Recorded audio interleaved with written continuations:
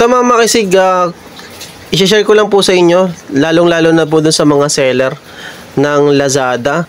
Kung mapapansin nyo po, yung aking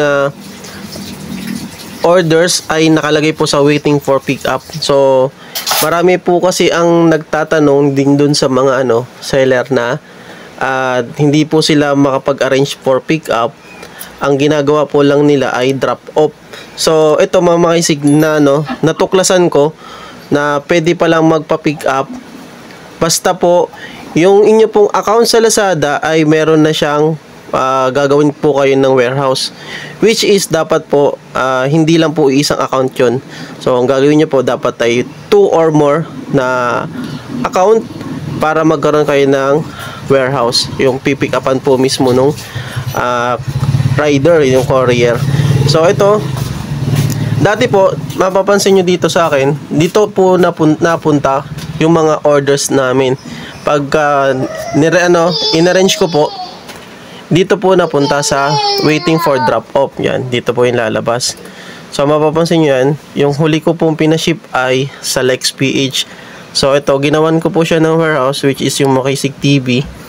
Tapos, drop off nito, check natin. Yung drop off po na malapit sa amin ay doon po sa San Nicolas.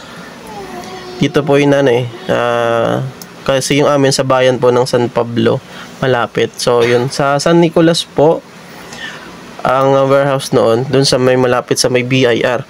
So buti na lang ang ginawa ko, nakadiscover ako na pwede pa lang magpa-pick up na.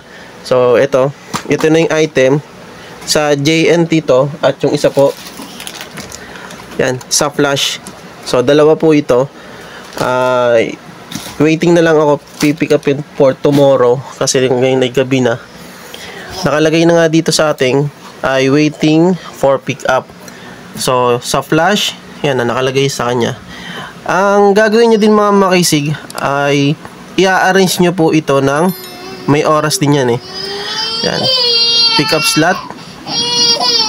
Nakalagay dito ay 4 to 8, kung hindi ako nagkakamali ang oras niyan. Yan, 4 ng hapon kasi military time to hanggang 8 ng gabi ang pick up slot. Kasi yung iba siguro magdi-deliver pa, and then yung pipick up naman sa hapon. So Flash Express, nanayak siyo ang aking makulit na si Yumi. Tapos mga makisig yung isa sa JNT yon. So bali tig-isa siya nakalagay noon dyan kung ilang piraso. Yan. So ang ginawa natin mga makisig, dapat naka-desktop kayo para mas madali kasi desktop yung aking ginamit. So dito yan. So punta ka sa orders. Ang ginawa ko step by step kung hindi ako nagkakamali mga makisig. So ganito lang siya. So ang gagawin nyo mga makisig, punta kayo dito sa home. Yan, naka-home tayo sa mismong store. Yan, ito yung makikita nyo So sunod natin mga makisig, punta kayo dito sa settings and support. Tapos settings ulit. Tapos dito kayo mapupunta. Punta kayo dito sa warehouse. Tapos dito sa warehouse mga makisig, meron niyang dalawa. Ito, warehouse list and pickup address group. So ang gagawin nyo, pilapan nyo din yan para sa customer return address dun sa RTS. Importante din yan, name, address, phone number, and email. Tapos kung may babaguhin kayo, i-modify nyo lang. Ganon din dito mga makisig, warehouse address for pickup and failed delivery, parang return address din. So nilagay ko din dito yung aking pangalan ng shop. Tapos yung dropping shipping, hindi nyo na ito mapapalitan. Address, napalitan yan. Cellphone number, then email. Ganun lang din. So ito mga makisig, ito yung sinasabi ko sa inyo, na gagawa kayo ng pick up address group list na hindi lang yung account mismo nyo.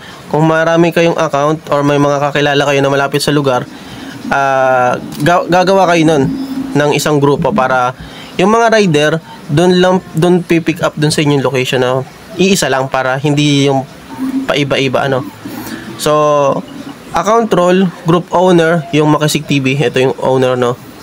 So, importante yung seller ID. Saan ba makikita yung seller ID? Punta kayo sa home. Dito nyo po siya makikita. Settings. Yan. Ito yung seller ID. Ito. Kopyahin nyo yan. Ito, pwede naman itong kopyahin. PH7SNKZSDL. Ayun yung seller ID. So, ang gagawin nyo doon, ilalagay nyo diyan. Pwede kayong mag-add dyan. Ayun, nakalagay dyan. Create group. Pag mag-create group kayo mga Makisig, yan, sample natin. Ito. Yan. Kasi ito, meron na tayong warehouse kaya hindi na tayo makapaggawa.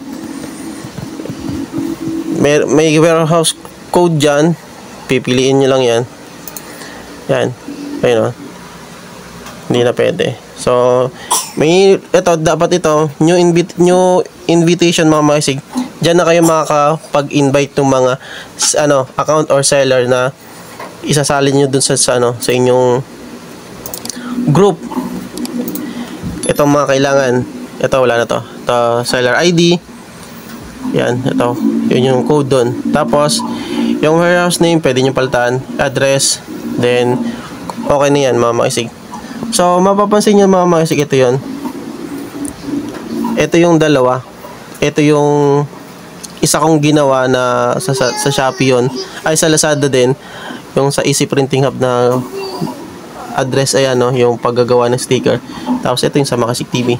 So, dalawa sila. Kaya, pag may nagpa-order sa akin, automatic, mga Makisig, ay dito ko siya nakikita. Orders, tapos logistic, mga Makisig. Yan. So, dito ko makikita pag pinirint ko na yung inayos ko na yung item. Dito ko na siya makikita. Halimbawa, magkaroon kayo ng orders. Excuse me.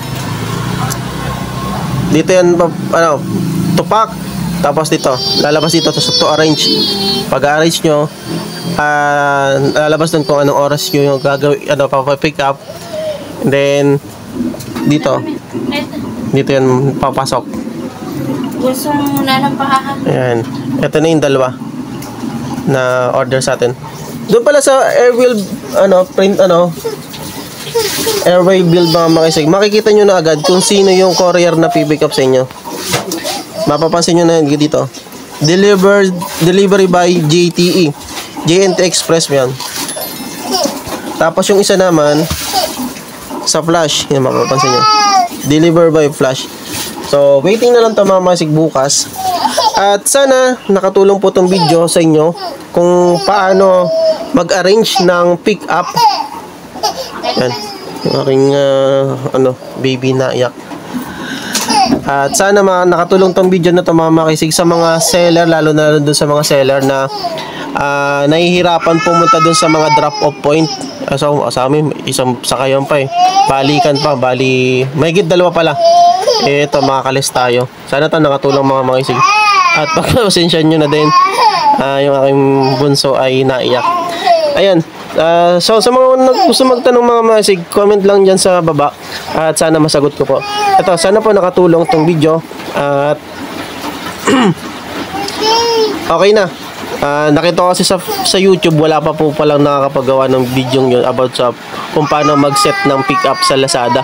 Kasi nung dati, pwede. Tapos ditong dumating ay na taon ay parang nabago. So ito, nagkaroon na pala ng panibago. Okay, so don't forget to like and subscribe. At ko na, mga Makisig, at nayak na ang puso.